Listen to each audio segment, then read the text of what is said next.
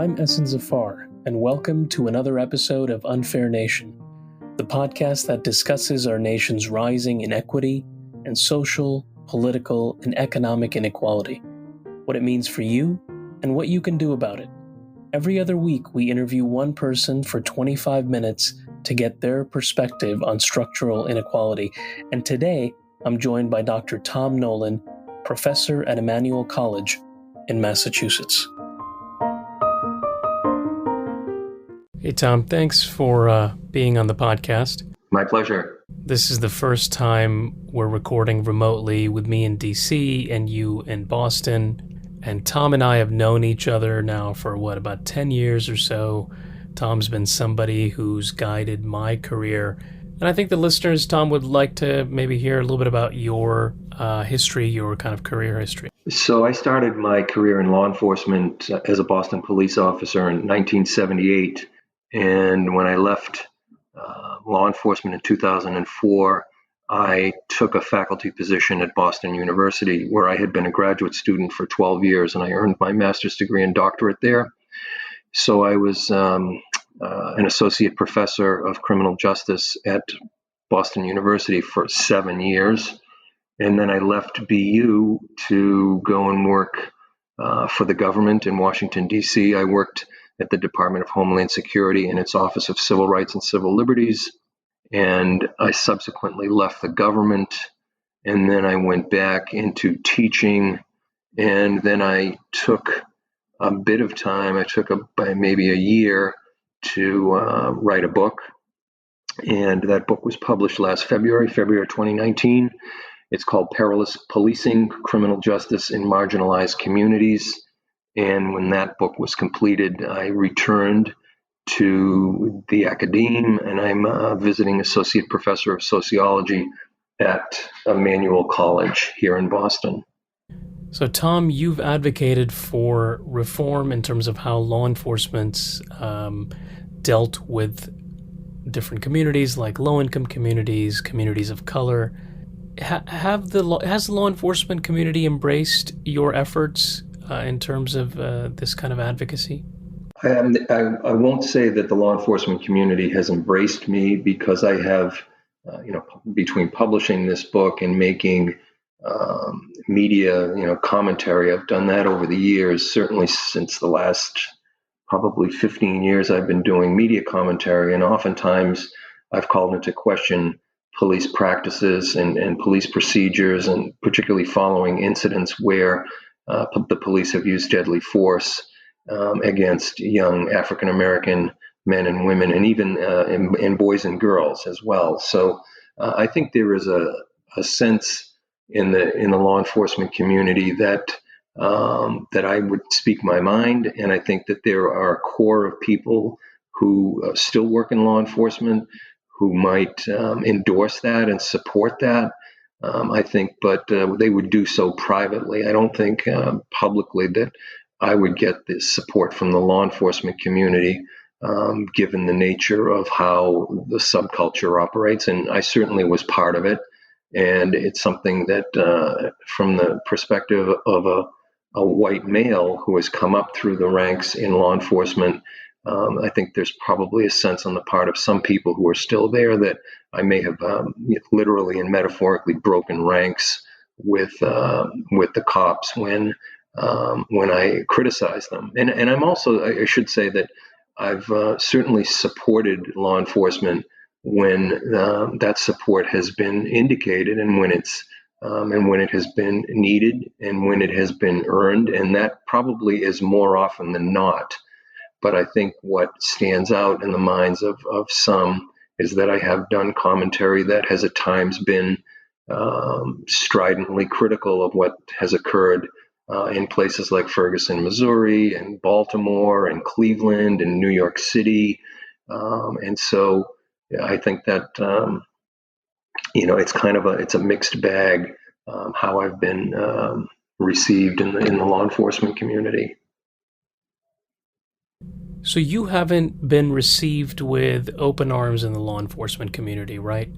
Kind of help me understand what the pushback is. Are law enforcement folks just defensive, or is the law enforcement community agitated about something else? The police don't see that they are going into communities of color, going into marginalized communities with anything resembling a heavy hand.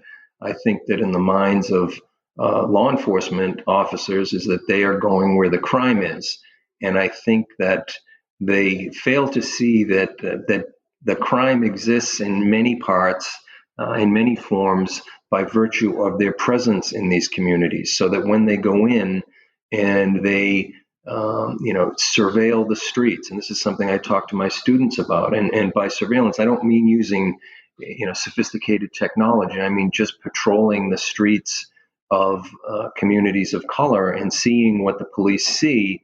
And I don't think that in the minds of the officers that they see that they are there looking for trouble. I think that they can convince themselves, and they have, that they're there to protect the people in the community. And I think that the disconnect that exists is that they're unable to see the perspective of the people, particularly young Black and brown men, who they stop on the street, and oftentimes suspicionless stops, which are, violative of the law. But I think the police see that in their minds, at least, that the ends justify the means. So that if they stop young Black and brown men, and even boys and girls. I mean, I've had students of color who are young women who report being stopped by the police. I think in the minds of the cops, they don't understand what the big deal is. They think that what they're doing is effective law enforcement practice, and I don't think that they realize that when in the communities that they're enacting these kinds of police policies that target young men and women of color, I don't think the cops see it that way. I think that they see that that's what they're surrounded with. And I also think that they don't see that in the minds of these young people who they're stopping, they're creating a very specific impression of who and what law enforcement is. And it's not a favorable impression. And I think it leads to situations where in many communities of color, the legitimacy itself of the police is questioned, because they see residents of these communities, and particularly young people who are out in the street, see that law enforcement is uneven, is unpredictable, is something that they don't understand. There's no clear message being given about how to comport oneself in the street and avoid being the target of a police intervention, a police stop. So I think that just creates this kind of disconnect that's actually a schism that it drives a wedge right between the communities and say they use the term communities of color and marginalized communities, and the police who are in there policing these communities. I think there's just a severe lack of empathy on the part of the police, and an understanding of what it means to be stopped on the street and searched and have your backpack gone through and being patted down in the street as if you're a criminal. And I think oftentimes the police, and I confess to having been guilty of this myself. I was one of the first supervisors in what was then called the Anti-Gang Violence Unit in 1990, and it's now called the Youth Violence Strike Force. But I know when we went out into the street, many of us, and I was a supervisor, so I was in charge of, probably had 12 police officers working for me, and we had no kind of ability to differentiate between good kids and kids who might have been gang members. So in that effort, in trying to determine who the good kids were, and we would stop and target anyone who dressed a certain way, and we didn't have an understanding that kids in their attire and in the ways that they comport themselves in the street, there's no difference between the good kids and the kids who are on the margins of joining gangs. So there certainly is that level of, and it has arisen to where we are in 2020 in many communities and cities across the country, where there is a significant level of mistrust and suspicion on the part of both people who reside in marginalized communities and the police who police these communities. So, and that's something that, certainly the last several years, I mean, probably going back after the 9/11 terrorist attacks, where the police began to assume a more militarized posture in our cities, and that, I think, even further alienated the police from people who are residents of marginalized communities. So could you actually talk about what this whole process looks like that you've alluded to? What happens when a person of color is interdicted by law enforcement, let's say from the point of contact, from the point of first contact, until the incarceration and thereafter? Well, I use these, and the issue has become timely in 2020 because of what's going on in the presidential primary election now, where we've seen the issue of stop and frisk once again come up, and particularly as it pertains to the New York City Police Department. But New York City Police is the largest police department in the country, so it's a standout for that obvious reason. But what has occurred in cities across the country is that when young black and brown men and boys are stopped by the police, and we've seen videos, I've used these in my classes, where in fact there's one, it's an audio clip of a stop that has been played many times of a young Hispanic man, a boy, I think he was 17, who was stopped not once but twice by the same police officers in the span of 2 blocks. And we listened to a recording. The police didn't know they were being recorded. And we hear the interaction, and we hear the tone that is immediately adopted is one. And interestingly, this young man's father was a New York City police officer, and the police officers knew this, but nonetheless, they stopped him twice, and in an expletive-laden exchange, and the police shouting at him that they were going to break this boy's arm and they were going to punch him in his face. And they were suspicious of him because once they stopped him the first time and watched him walk away, they saw him looking over his shoulder, and to the police, that aroused their suspicion yet again for some reason. And so they targeted this young man and treated him in a way that I think anyone would find offensive. And the level of hostility and anger and belligerence and the lack of professionalism that the police displayed here, and I'm certain had no idea that this was, I think, 2011 or 2012, that 8 years later I would be using this in an undergraduate college class to demonstrate what the police are doing. And I think this was in Brooklyn.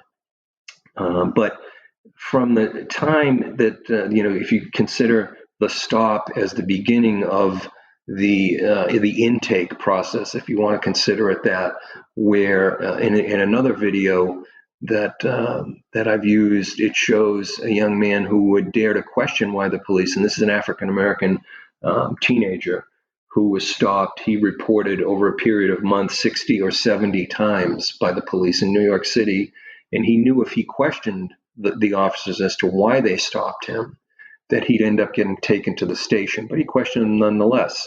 And he reported that he would be kept in the station and not allowed to use the telephone, not given any water to drink or food to eat. And he would be kept there for 7 or 8 hours and then let out the back door and told to go home. No charges having been filed, but that's his exposure. And for young men like that, that's the exposure that they have to law enforcement and the beginnings of the criminal justice system. So it's not at all uncommon for young black and brown boys and men who are stopped in the street to be given a summons to appear in court, or if not outright arrested and held for a court appearance. And then they begin to see that the system, as it's set up, is set up to facilitate their being taken before the court, being taken into a police station, being booked and photographed, and then arraigned in court on some charge that it's not uncommon for the charge itself to be something that is a variant of a disorderly person or some kind of quality of life offense that oftentimes is unclear what the actual crime has been committed to the person who's being charged with the commission of a crime. It's unclear as to what the specifics of the law are that have been violated, but nonetheless there was a court appearance and there was a criminal record. And if it's a summons, that process initiates with the summons. So once the young men and women of color are brought into the criminal justice system and into the court, they now have a criminal record, or there's some kind of a memorialization of the fact that they've been involved with the criminal justice system. And we see that certainly the lawsuit that resulted from that 9 or 10 year ago stop and frisk, I would characterize it as a scandal in New York City, where they stopped 850,000 people in a year, and over 90% of them were not charged with any crime. 88% of the people they stopped were people of color. And they're taken into the system. And this is not unique to New York by any means, but I think once taken into the system, I don't think that the police are aware that they're aware of very little that goes beyond the court appearance and the legacy of those original stops in the street, where there's an exchange and it leads to conflict and it leads to confrontation that may lead to an arrest or a summons, and that ends up ultimately having a profound effect on that individual's ability to survive and to thrive in a healthy community. So once you're involved with the criminal justice system, your ability to kind of extricate yourself from that, particularly if you are a young man or woman of color, you're going to suffer the consequences of that being brought into the system for many years to come. And it's something that we just have I think, categorically succeeded in alienating a significant percentage of the people who we are, at least in theory, supposed to be protecting, and particularly when it pertains to juveniles. I mean, the role of the police in the juvenile justice system is to protect children. And I think oftentimes, to go back to the stop of the young man who was stopped twice in New York City, they're doing anything but protecting this young man. And so once the young people begin to see that the police are not there to protect them, they don't see them as a resource. They don't see them as someone who is there to help them if they are in a situation where, a dangerous situation or an unsafe situation. So I think that kind of legacy, and if you multiply it by enough instances of negative interactions between law enforcement and people who reside in marginalized communities, it just compounds the effect that it has on the health of communities.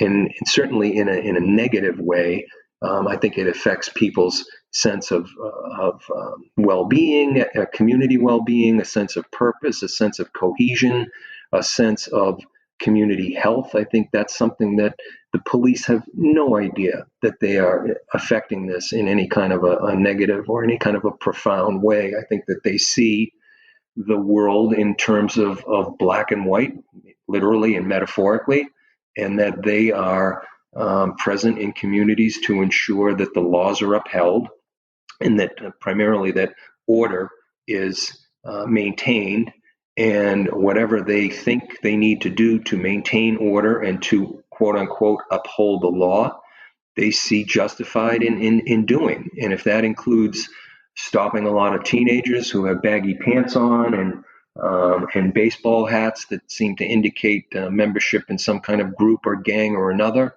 then they're going to do that. Stop and frisk, right, which is the policy you've just talked about, was famously a policy of recent presidential candidate Michael Bloomberg.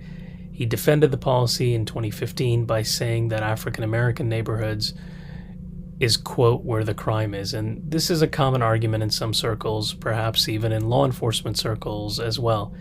Can you share maybe some personal anecdotal experiences or research that you would point to maybe encountering that argument? Well, certainly the argument could be made that crime is where the police are. So I would just kind of flip that around. And just by virtue of the police immersing themselves in marginalized communities, they are going to find some crime. And oftentimes the crime that they find is low-level disorder-related offenses. So you have disorderly persons, you have, lewd behavior, you have some kind of disturbance-related offense that will fit into some mode of illegality that the officers are able to kind of maneuver and massage. And I think in so doing, they're creating a situation where they're making arrests on the street for possession of marijuana, for example, or for some kind of street level offense. And it's not unusual for them to get weapons, but I think it's more the exception than the rule. So the argument that I would counter that the police are going where the crime is, I would just say take that a step further and say that where the police go, they are going to find crime. And it's not the crime that most people would see an appropriate use or a proper use of police resources. So addressing order-related offenses, arresting people for misdemeanor-related offenses, for street offenses, for having an open container of alcohol, for possessing a small amount of marijuana, for engaging in some kind of street offense, street disturbance, some loud behavior, some objectionable behavior in the street. And oftentimes these offenses, if we categorize them that, are brought to the attention of the police by people who don't understand that this is perhaps in many ways, this is normal teenage behavior. And so the police are called into a situation, or the police observe a situation and they take some kind of law enforcement action, and that's where you have crime. And so the police will justify their immersion in communities of color and having a heavy hand in those communities. And I've even heard I've never heard this from community residents, but I've heard political leaders say that they're going in to these communities because the people want the police in there. I would dispute that, and forcefully. I think that going in when the police are patrolling areas of marginalized communities, they are of course going to see offenses and situations that may violate the law and that may constitute in their minds some kind of disorder. And when they take an enforcement action, that kind of fulfills that notion that they're going where the crime is. And I guess what I would counter again is to say that if the police weren't there, many of these arrests for low-level misdemeanors and street disturbance-related offenses wouldn't be occurring. So I think by virtue of the police just being in communities that are marginalized and historically have not had resources that public resources and private resources devoted to them that would ensure the health of these communities, you have communities that instead have a very heavy police presence. And little other in the form of a government presence other than the cops. So it becomes, in a sense, a self-fulfilling prophecy that this is where we go because this is where the crime is. And oh, by the way, we're going in there and making arrests. I would just point to the types of arrests that are being made in marginalized communities, and they're not going in there getting bank robbers. They're not arresting people for sexual assaults, kidnappings, for armed robbery offenses. They're arresting people for low-level misdemeanors and calling that crime.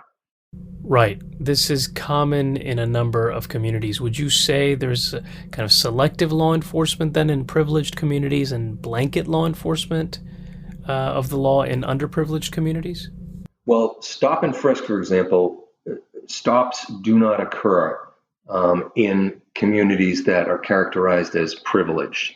middle-class communities are not affected by heavy-handed stop and frisk tactics that the police routinely employ in communities of color. And so if you marginalized communities are characterized by substandard housing, oftentimes families without resources, and schools that are substandard, a lack of viable employment opportunities outside of the minimum wage opportunities that exist.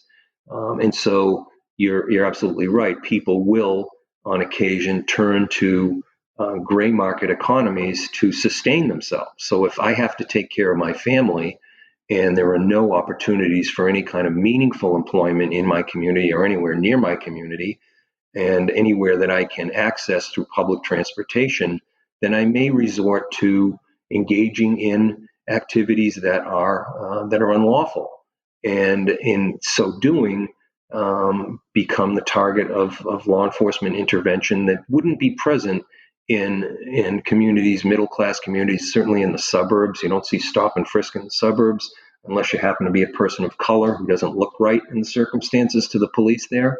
So I think you're right in saying that there is this kind of duality, and I think it contributes. And the police, to their credit, I mean, they believe that they are doing what's expected of them. They believe that they're doing what they've been trained to do.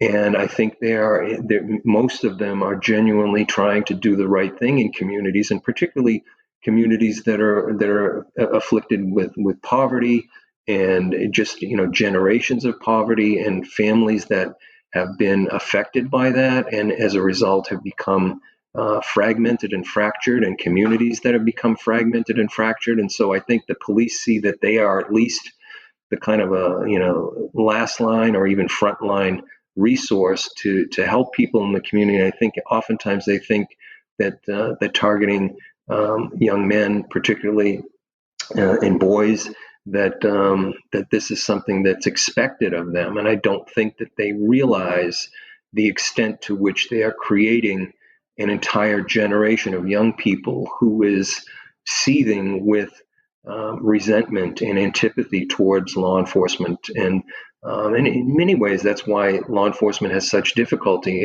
in recruiting police officers from marginalized communities, because these young people have grown up distrusting and being suspicious of the police, and holding them in a degree of disdain, rightly or wrongly. And I think it just points to a system of law enforcement, and even I would say the entire criminal justice system, where being black or brown puts you at a specific and intergenerational disadvantage.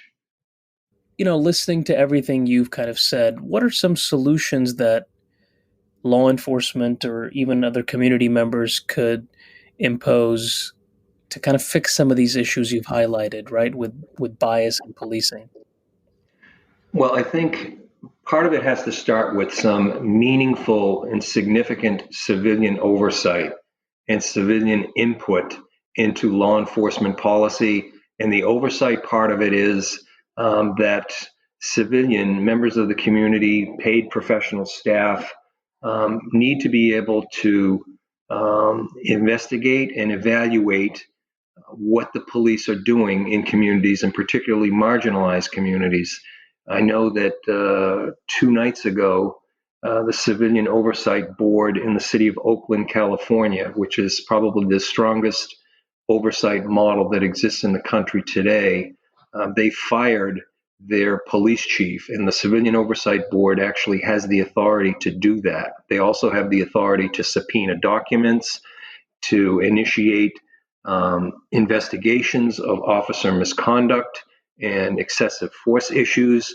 And so I think it starts with that kind, and this is something that law enforcement is necessarily going to be stridently resistant to, but it has to start with this kind of notion that the police work for the communities that employ them, and not the other way around, so that the police are subordinated in their role in the community to to people who will evaluate them and people who will investigate them if need be and people who will oversee them. And this kind of independence, I think, will fundamentally alter the model of law enforcement that we have in 2020. But I think it's the next kind of necessary evolution of where we go with law enforcement. So we see civilian oversight boards that are being established in cities across the country. They have them in Washington, D.C., they have them in New York City. They have a model in Chicago called the Civilian Office of Police Accountability. And these are civilian investigators who are unarmed, and they are charged with investigating all Chicago Police Department wrongdoing, including investigating deadly force incidents. So the Chicago Police Department is no longer authorized to investigate itself. And I think that will be, in the years ahead, will be the norm rather than the exception. And so with that, I think policies can be established that will regulate how the police engage in law enforcement activities in communities that have been historically marginalized. That's one part of it.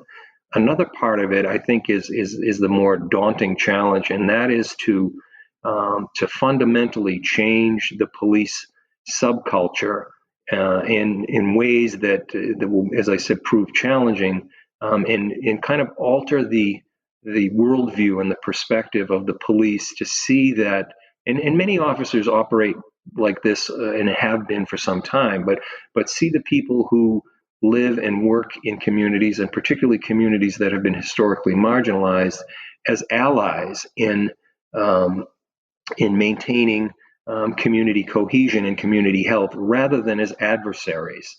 And so once the police see this and they're trained to do this, and this is something that's reinforced for them, and it's something that's rewarded in officers who are most successful at it, I think that will begin to turn the tide from the places we've been over the last decades to where we want to go in the coming decades.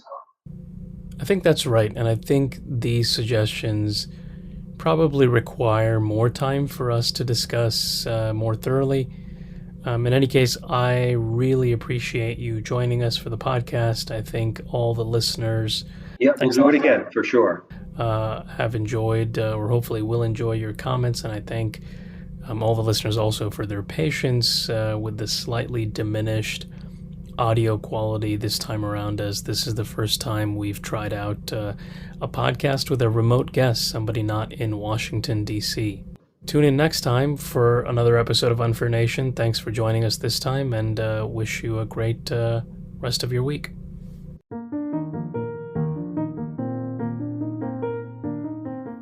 Unfair Nation's brought to you by Tech Change, and we have Nick Martin here with us today in the studio. He's the founder and CEO of Tech Change. Nick, tell us a little bit about Tech Change. Thank you, Essen. Tech Change builds beautiful and engaging online courses on topics related to tech and social change. Check out our course catalog at techchange.org, or if you've got an idea for a course and want our help to build and deliver it, get in touch today.